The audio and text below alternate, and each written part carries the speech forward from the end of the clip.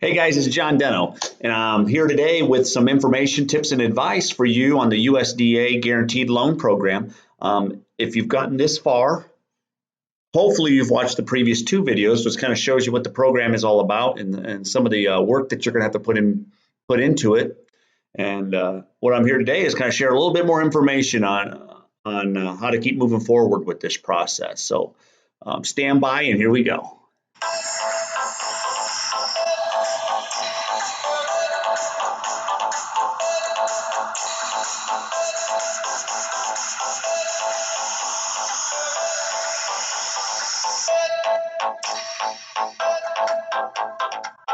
You're looking for some more information on moving forward with this USDA program to buying a home, I have some more information. So let's get into this right now. And what we're going to talk about today is, if you have watched the previous two videos, they are, they kind of touch on what the USDA program is and some of the work that you're going to have to put into it in order to get the ball rolling and get this process started and get your application in.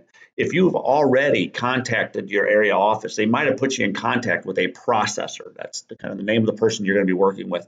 And they probably already talked to you a little bit about how they're going to send you a packet in the mail. And if you read up everything and sign it all, and you agree with the terms and things like that, they're going to go ahead and move forward with the loan application process. So I wanted to kind of touch base on some of the things that you're going to need to know, some of the things you're going to need to do, and how much money you're probably going to need. So let's get right into this. What you're going to need to do is make a decision. You're going to be able to put all this paperwork together and be in constant contact with your processor, which is the person, through the USDA who you're going to be talking with.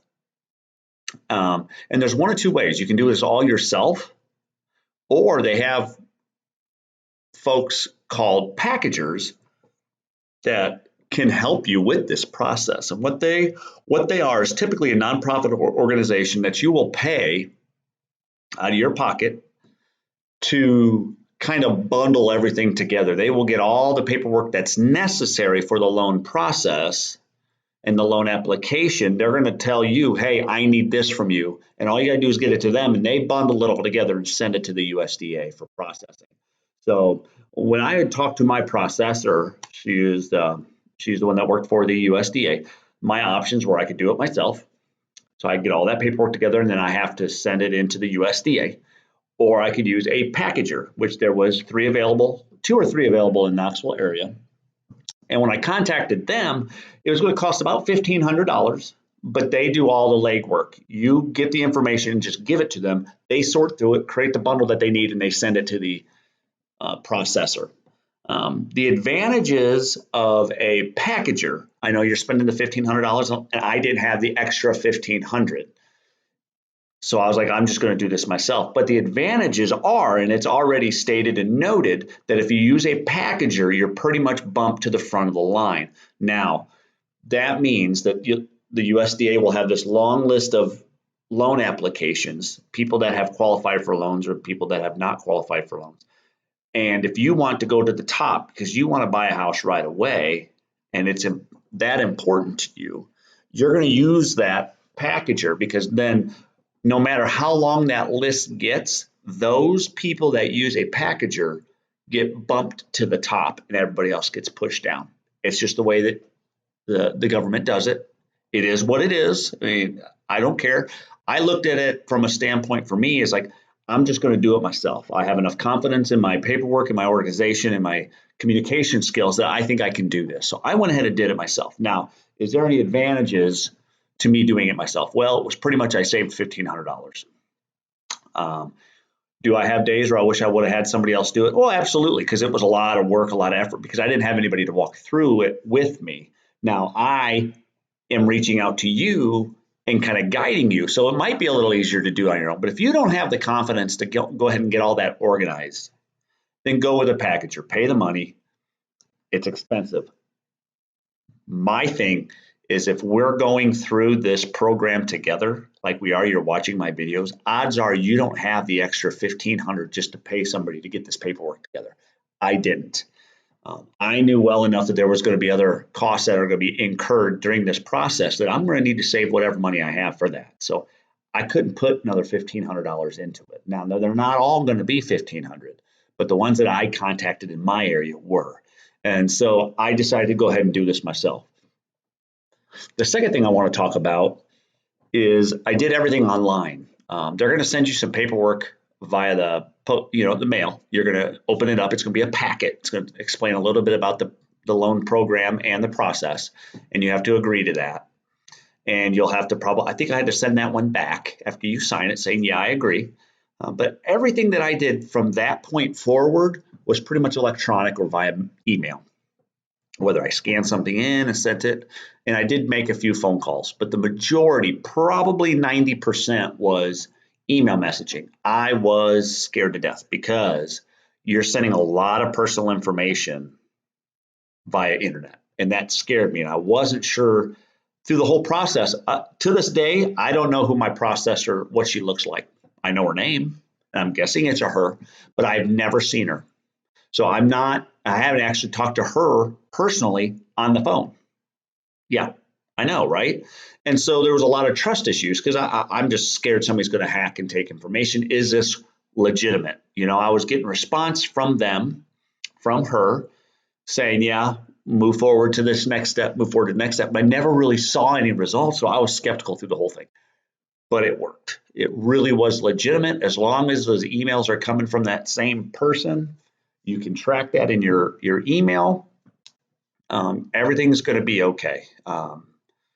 Just make sure that I would be more concerned about doing information like that out in public. Say you sat down at a McDonald's and using their Wi-Fi, I'd be more afraid of somebody tapping into that to get your information than you just sending an email to the USDA or your processor. So my biggest concern would be maybe public Wi-Fi, stuff like that. But as far as the communication via email, it worked fine for me. My provider or processor, I was in constant contact with her, and she helped me. I would email if there was a problem. And keep in mind, I went through all of this during that furlough when the government shut down. That stressed me out, but it still made it okay. There are going to be some fees that you're going to need some money for. So if you were to qualify for this loan, odds are there's going to be a zero down payment. Okay. The closing costs, the USDA does not pay closing costs. So they're going to pay for the house. So you're going to have to get with a real estate agent. Me preferably, being I've helped you get this far. If you're in Tennessee, I would love to help you. And that would be my reward for all of this hard work. Is you're going to have to, when you goes into negotiations with the seller, that they're going to have to pay the closing costs, or you're going to have to pay the closing costs out of your pocket. So we'll talk about that later. But so some money that you're going to need to set aside, you're going to need some cash. You're going to have some, and that's why I kind of bring this video out now. I know with tax time, everybody goes bonkers and wants to buy cars and stuff like that. But if you're serious about buying a home, you're going to have to put that stuff off, because here's some of the things that you're going to have to pay for. Right at the beginning, in order to qualify for the loan, they're going to do a credit background check, which you're going to have to send a check in and pay for that.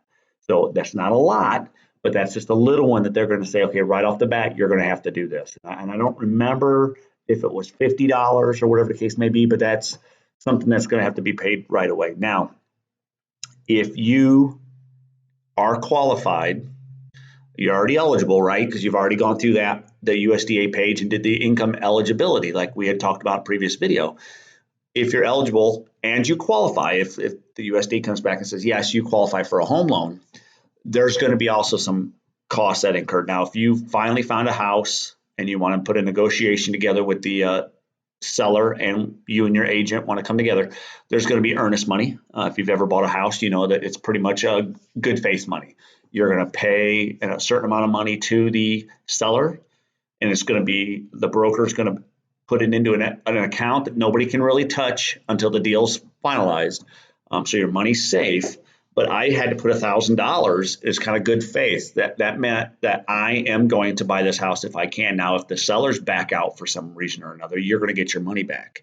If you back out for some reason or another, the seller is going to keep your $1,000. That's why this earnest money exists. So I paid $1,000. Now, you don't have to do $1,000. You can negotiate, and you can just do $500 if you want. if that's all you can afford. And maybe the sellers will be okay with that. So you're going to have that money ready. You're also, let's see, you're going to have home inspection. USDA is going to require a home inspection that you're going to have to pay for.